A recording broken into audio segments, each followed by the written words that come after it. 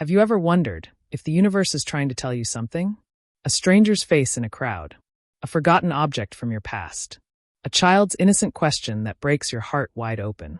Sometimes, one small act of kindness reveals a secret so big, it destroys the life you built and gives you the life you were meant to live. This is a story about a billionaire, a silver necklace, and a little girl who changed everything. And I promise you, you've never heard anything like this before. But before we dive in, tap that subscribe button right now, because this story has a twist you will not see coming. And if you love stories about second chances, hidden truths, and the power of kindness, you're in the right place. Now let me tell you what happened. Leonardo Russo was not a man who noticed small things anymore. When you own 5 luxury hotels across Europe, when your calendar is booked 3 months in advance, when every handshake could mean another €1,000,000, you stop seeing the world up close. You stop seeing people. But on this particular afternoon, driving through the winding roads of rural Tuscany, something made him look. His black Range Rover moved slowly through the village square, dust swirling in the September heat. His team sat beside him, discussing blueprints and profit margins for the new resort they planned to build here. Another project. Another property, another victory, and then he saw her, a little girl, no older than 6, standing by the roadside with a wooden tray balanced on her small hip. Roasted chestnuts, still warm, wrapped in newspaper. Her feet were bare. Her school uniform was faded and patched at the elbows. But she stood there with her chin up, like a queen selling treasures instead of a child selling snacks. Leonardo's driver rolled past her slowly. But something pulled at Leonardo's chest. Something he couldn't explain. "Stop the car," he said suddenly. His assistant looked up, confused. "Sir, we're already late for the..." "Stop. The car." The vehicle came to a halt. Leonardo opened the door and stepped out into the heat. People in the market turned to stare. A man in a €10,000 suit didn't belong here. But Leonardo didn't care. He walked toward the girl. And that's when he saw it. Around her neck, catching the afternoon sunlight, was a silver chain. Hanging from it, a carved lion pendant. Leonardo's heart stopped. It wasn't just any necklace. It was his necklace. Custom-made in Florence 7 years ago. The only one of its kind in the world. The one he gave to a woman he met at a summer festival. A woman whose name he'd forgotten. A night he'd buried in the back of his mind. But the necklace, he'd never forgotten the necklace. He stepped closer, his voice softer than it had been in years. "Ciao, Piccola. What's your name?" The girl looked up at him with wide brown eyes, cautious but not afraid. "Stella," she said quietly. "Stella," he repeated, tasting the name like something sacred. "That's a beautiful name. It means star." She nodded, still watching him carefully. Leonardo knelt down slowly, so they were eye to eye. His hands trembled slightly, and he didn't know why. "Stella, where did you get that necklace?" She looked down at it, touching the little lion with her fingers. "My mama gave it to me," she whispered. "She said it would protect me." Leonardo's throat went tight. "And where's your papa?" Stella blinked. Her voice was so small, so honest, it cut right through him. "I don't have one. I never met him." The world seemed to tilt. Leonardo stood there, frozen in the middle of the village square, while the noise of the market buzzed around him.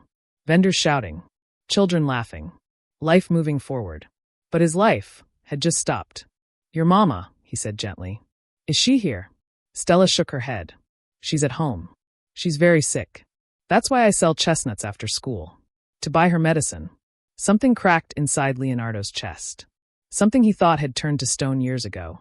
He reached into his wallet and pulled out a €100 note. "I'll buy all of them." Stella's eyes went wide. "All of them? But sir, that's too much." "Keep it," he said, his voice thick. "And let me take you home. It's not safe for you to walk alone." But Stella stepped back, shaking her head firmly. "No, thank you. Mama said never go with strangers. I only sell and go home by myself." Leonardo tried to smile, but it felt broken on his face. "I'm not a stranger, Stella. I want to help." But she was already packing up her tray, tucking the money carefully into a small pouch at her waist. "Thank you for the kindness, sir," she said with a polite little bow. And then, just like that, she turned and disappeared into the crowd. Leonardo stood there, watching her go, his heart pounding so loud he could hear it in his ears. He turned sharply to his driver. "Follow her. Quietly. Don't let her see you. I need to know where she lives." The driver nodded and slipped into the crowd. Leonardo waited. 1 minute. 5 minutes. 10. When the driver returned, his face was apologetic. "She's gone, sir." Turned into one of the alleyways near the old church and vanished. "I searched everywhere." "She's fast." Leonardo stood there in the fading sunlight, staring at the narrow cobblestone streets, his mind racing. This little girl wasn't just any child. She had his necklace. She had no father. And something deep inside him whispered a truth he wasn't ready to hear. That night, Leonardo couldn't sleep. He lay in his king-sized bed in his villa overlooking Florence, staring at the ceiling, seeing only one thing. A little girl named Stella. Barefoot. Brave. Wearing a silver lion around her neck. And somewhere in the back of his mind, a memory stirred. A summer night. A woman's laugh. A promise he never kept. The next morning, Leonardo made a decision. He was going back. And this time, he wasn't leaving without answers. Leonardo returned the next morning with his hands full. Not with money this time. Not with business cards or promises. But with something softer. Something real. A canvas bag filled with gifts. Brand new school books with colorful covers. Shiny black shoes that still smelled like leather. A soft teddy bear with a red ribbon around its neck. A lunchbox painted with stars. And 2 storybooks about brave little girls who changed the world. He found Stella in the same spot, balancing her tray of chestnuts like it was part of her body now. When she saw him walking toward her, her eyes narrowed with suspicion. "You came back," she said, not quite a question. More like an accusation. Leonardo smiled gently. "I told you. I'm not a bad man." He set the bag down in front of her, carefully, like it was made of glass. Stella stared at it. "What is this?" "Open it," he said softly. She hesitated. Then, slowly, she crouched down and peeked inside. Her small hands pulled out the books first. Then the shoes. Then the teddy bear. Her mouth fell open. These are all new," she whispered, her voice filled with wonder. "Nobody ever gave me new things before." Leonardo's chest tightened. "They're yours. If you want them." Stella looked up at him, her brown eyes searching his face for lies. For tricks. For the catch. But all she saw was kindness. "Okay," she said finally, her voice small but trusting. "If you're really not bad, I'll take you to see my mama. But no lies, okay? If you lie to me, I won't talk to you ever again." Leonardo nodded seriously. "Deal." They walked together through the narrow, winding streets of the village. Stella led the way, her small hand gripping the teddy bear tightly. Leonardo followed, carrying the bag, his heart pounding harder with every step. They reached the edge of the village where the houses got smaller, older, more broken. And there, tucked behind a crumbling stone wall covered in wild vines, was a tiny cottage. The walls were cracked. The roof sagged in the middle, patched with mismatched tiles. The wooden shutters hung crooked on their hinges. But there were flowers in a pot by the door. Someone still cared. Stella knocked gently. "Mama?" Someone came to visit. The door creaked open slowly. And there she stood, a woman pale and thin, her dark hair tied back loosely. Her face was tired, her skin almost gray from fever. But her eyes locked onto Leonardo's face. And everything stopped. She knew him. He could see it immediately. The way her hand gripped the doorframe. The way her breath caught. The way her lips parted but no sound came out. Leonardo stared back, his mind racing, searching through years of blurred memories, trying to place her face. "You must be Stella's mother," he said carefully. "My name is Leonardo. I just wanted to." "Isabella," she interrupted, her voice hoarse and quiet. "My name is Isabella." He nodded politely. "Isabella, I'm sorry to come unannounced.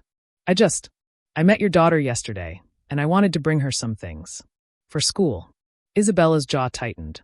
She looked down at Stella, then back at Leonardo. "Why?" she asked flatly. Leonardo blinked. "I'm sorry. Why would a man like you care about a girl like her?" The question hung in the air like smoke. Leonardo didn't have an answer. Not one he could say out loud. "Not yet. Because," he said slowly, "kindness doesn't need a reason." Isabella's eyes filled with something Leonardo couldn't name. Anger?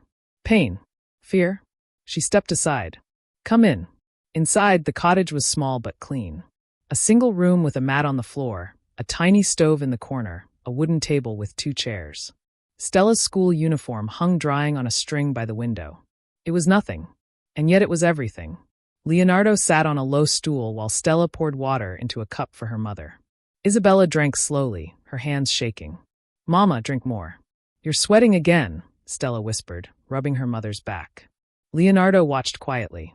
Then he turned to Isabella, his voice gentle but firm. That necklace Stella wears.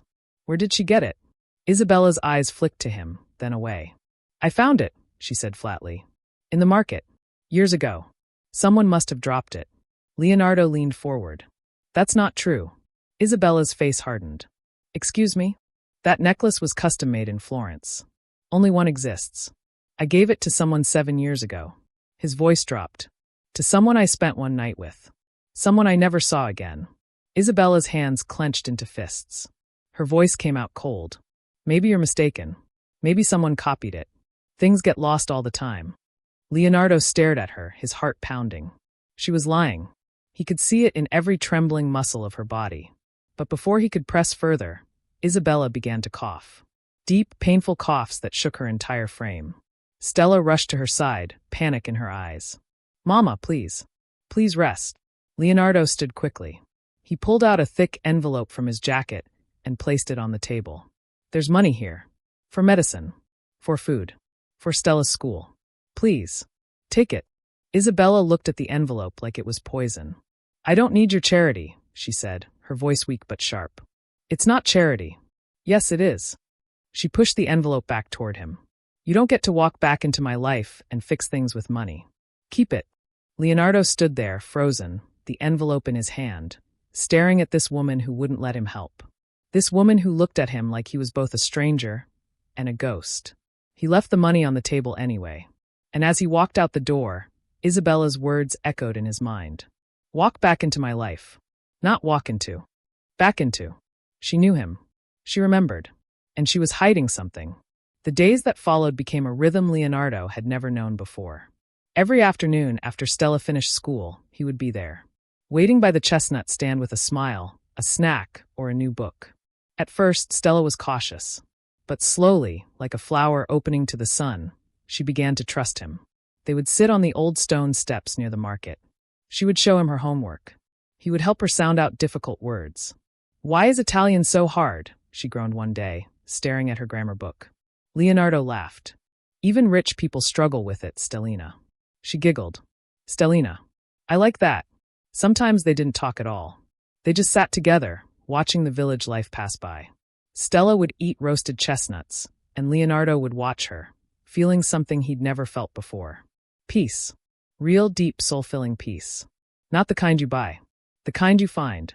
But peace always comes with a cost. One afternoon, Leonardo's assistant pulled him aside, whispering urgently. Sir, this is the 4th meeting you've missed this week. The board is asking questions. I'm handling something important, Leonardo said calmly. Sir, the media has noticed. Photos of you in the village are circulating. Investors are concerned. Your fiancé is. I know, Leonardo cut him off. The assistant hesitated. Sir, whatever this is. It's not just business anymore, is it? Leonardo didn't answer. Because deep down, he already knew. This little girl, Stella, was pulling him away from his empire. And he was letting her. Because for the first time in his life, he wanted to. That night, Leonardo sat on the balcony of his villa. The city lights of Florence glowed below him like fallen stars. A glass of wine sat untouched in his hand. Across from him sat Vivian. Elegant. Stunning. Perfect in every way. The kind of woman everyone expected him to marry. She was flipping through wedding magazines, pointing out venues and flower arrangements. This one's beautiful, she said, showing him a photo of a ceremony in the hills. Classic. Timeless. Leonardo nodded slowly. But his mind wasn't there. It was back in that tiny cottage, with a sick woman who wouldn't take his help, with a little girl who called him kind sir, and gave him her trust like it was made of gold. Vivian placed her hand on his. Leonardo, you're not here. Talk to me. What's going on? He forced a smile. Just work. A lot happening this week. She looked at him for a long moment, then nodded, not convinced, but tired of asking. Later that night, Leonardo walked into his bedroom and opened his nightstand drawer. Inside was a small toy rabbit. Stella had given it to him that morning. For when you're sad, she'd said with a shy smile. Leonardo held it in his palm now, staring at it like it was the most precious thing he'd ever owned. More precious than his cars, his hotels, his empire. He placed it carefully back in the drawer and climbed into bed beside Vivian. But his heart was already somewhere else. Rain fell that evening like the sky was weeping. Heavy, relentless. The kind of rain that washes everything clean, or drowns it completely. Leonardo stepped out of his car, holding an umbrella, his leather shoes sinking into the muddy village road. The cobblestones glistened under the dim streetlights. The air smelled of wet earth and wood smoke. He carried a bag with him. Medicine for Isabella's cough. A mathematics workbook Stella had been struggling with. Fresh bread from the bakery in Florence. Small things, but they felt like everything. As he approached the cottage, he could see the warm glow of a single candle flickering through the cracked window. He heard voices inside. Quiet, muffled by the rain. He stopped at the door, his hand raised to knock. And then he heard her. Isabella's voice. Soft but clear. I don't think he remembers anything, she said, her tone heavy with emotion. But he keeps coming back. He brings her gifts. He talks to her like she already matters to him. Like she's already. There was a pause. Leonardo's hand froze in midair. His heart pounded so loud it drowned out the rain. And then Isabella's next words cut through the storm like lightning. It's strange, you know. He doesn't even know she's his daughter. The world stopped. Leonardo staggered backward, his umbrella slipping from his hand, clattering onto the stones. Rain poured over him, soaking through his coat, his shirt, his skin. But he didn't feel it. All he felt was the crushing weight of those words. His daughter. She's his daughter. Everything suddenly made sense. The necklace. The way Stella's laugh made his chest ache. The way her eyes looked exactly like his mother's. The way Isabella looked at him with so much pain and anger and love. 7 years ago. A summer festival. A beautiful woman with dark hair and a laugh that made him forget his own name. One night of passion. One night he walked away from without looking back. He thought it was just a memory. But it wasn't. It was Stella. Leonardo stood there in the rain, his breath coming in short, broken gasps. Tears mixed with the rainwater on his face. He'd spent weeks falling in love with this little girl. And now he knew why. Because she was his blood. His child. His star.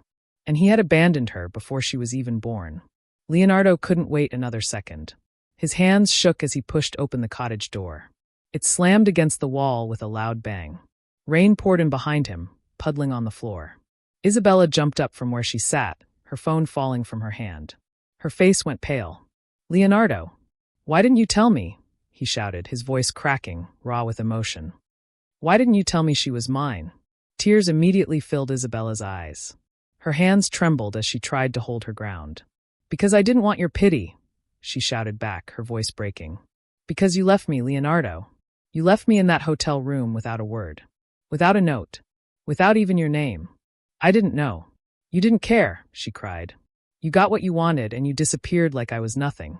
Like that night meant nothing. Leonardo's chest heaved. I was young. I was stupid. I was a coward, Isabella finished, tears streaming down her face. And when I found out I was pregnant, I thought about finding you. I thought about it every single day. But I was terrified. Terrified you'd take her from me. Terrified you'd leave again. Terrified you'd break her heart the way you broke mine. I didn't know, Leonardo whispered, his voice barely audible. I didn't know I had a daughter. But now I do. And I feel it, Isabella. I feel it in my soul. Every time I see her. Every time she smiles. Every time she says my name. He dropped to his knees right there in the middle of the small room, rain dripping from his hair, his clothes pooling around him. I love her, he said, his voice shaking. I love her more than I've ever loved anything in my life. And I want to be her father. Not just a name. Every single day. I want to walk her to school. I want to help her with homework. I want to hear about her dreams. I want to be there. He looked up at Isabella, his eyes red and raw. And I want you too. I want us to be a family. Please. Please give me a chance to make this right. He reached into his coat pocket with trembling hands and pulled out a small velvet box. Inside was a ring. Simple. Elegant. A single diamond that caught the candlelight. Isabella, will you marry me? Isabella covered her mouth, her whole body shaking with sobs. She looked at him kneeling there, soaked and broken and sincere. And for a moment, she almost said yes. But then, Leonardo's phone buzzed loudly in his pocket. Once. Twice. 3 times. He ignored it. But then a voice message notification lit up the screen. The name glowed in the dim light. Vivian. Her voice played automatically, filling the tiny room. Leonardo, please. Please don't make any decisions until we talk. I need to see you. Tonight. I have something important to tell you. Something that changes everything. The message ended. Silence filled the cottage, heavier than the rain outside. Isabella's face went cold. She stepped back, wrapping her arms around herself. You're engaged, she said quietly. Isabella, You came here and proposed to me while you have a woman waiting for you at home. It's not like that. Then what is it like, Leonardo? Her voice was hollow now. Empty. Because from where I'm standing, it looks like you're trying to collect families like you collect hotels. That's not fair. Fair? Isabella laughed bitterly. You want to talk about fair? Before Leonardo could respond, a small voice broke through the tension. Papa, they both froze. Leonardo turned slowly. There, standing in the doorway to the tiny back room, was Stella. Her hair was messy from sleep. She wore an oversized shirt as a nightgown. Her small hands clutched the teddy bear he'd given her. And her eyes, those big, beautiful brown eyes, were filled with confusion and hope. Are you really my papa? She asked, her voice so small it shattered him. Leonardo felt his heart break and come alive all at once. He opened his arms, and Stella ran to him. She crashed into his chest, her small arms wrapping around his neck, holding on like she'd been waiting her whole life for this moment. Yes, Stellina, he whispered into her hair, his voice thick with tears. Yes, I'm your papa, and I will never, ever leave you again. I promise.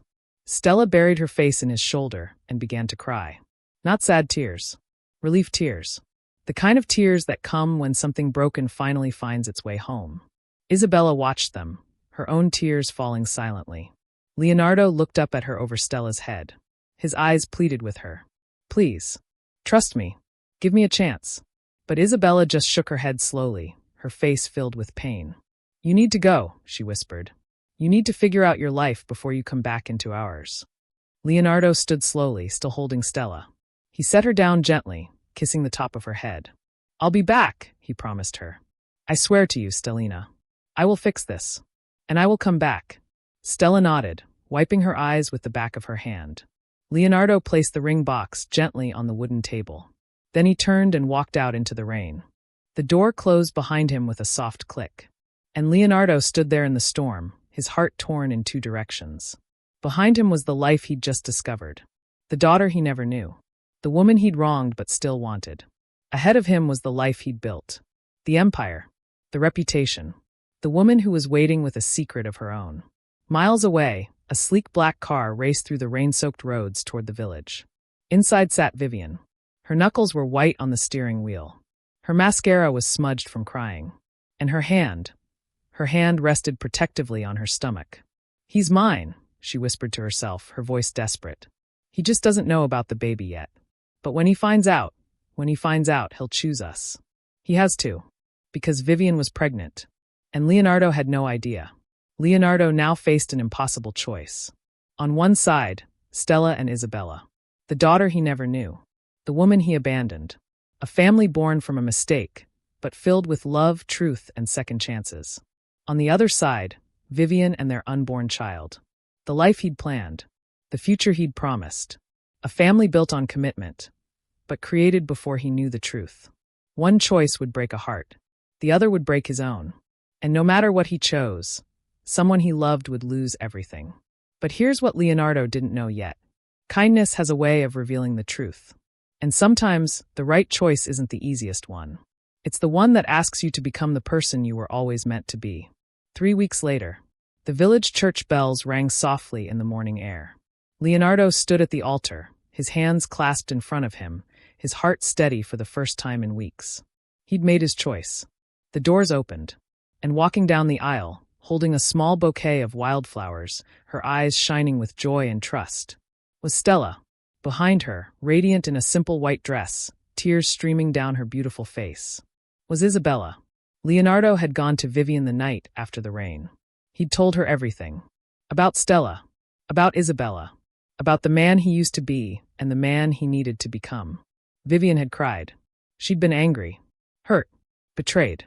But she'd also seen something in his eyes she'd never seen before. Truth. I can't marry you, Leonardo had said gently. Not when my heart belongs somewhere else. But I will support you. I will be there for our child. I will never abandon my responsibility. But I can't lie to you anymore. And I can't lie to myself. Vivian had nodded through her tears. And though it hurt, she'd let him go. Because love isn't about holding on. It's about knowing when to set someone free. Now, as Isabella reached the altar and took Leonardo's hands, Stella stood between them, her small hands holding both of theirs. Do you promise to be my papa forever? Stella whispered.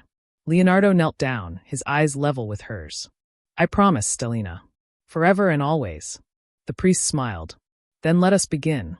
And in that small village church, with the sun streaming through stained glass windows, a family was finally made whole. Not through perfection, but through kindness, through truth, through second chances, and through the kind of love that says, I see you, I choose you, and I will never leave you again. Sometimes the universe gives us a second chance. Not because we deserve it, but because someone somewhere showed us kindness when we didn't know we needed it. Leonardo could have driven past that little girl selling chestnuts. He could have ignored the necklace. He could have walked away again. But he didn't. And that one act of kindness changed everything. Because kindness isn't just a gift we give to others. It's the bridge that brings us back to ourselves. If this story touched your heart, share it with someone who needs to hear it today. And remember, one small act of kindness can change a life. Maybe even your own.